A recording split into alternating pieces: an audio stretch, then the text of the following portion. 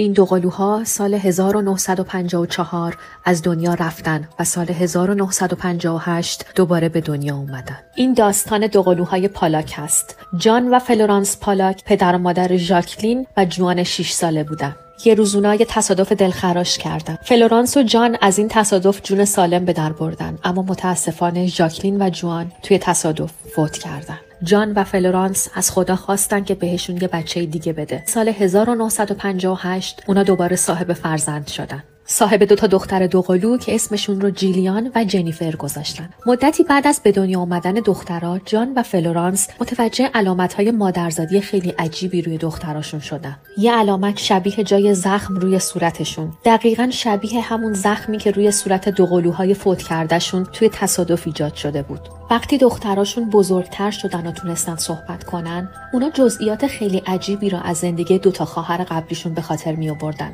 اونا حتی عروسک‌های مورد علاقه خواهرای قبلیشون رو از بین کلی عروسک تشخیص دادن و دقیقاً به همون اسمی که خواهراشون اونا رو صدا می‌کردن، عروسک‌ها رو صدا می‌زدن.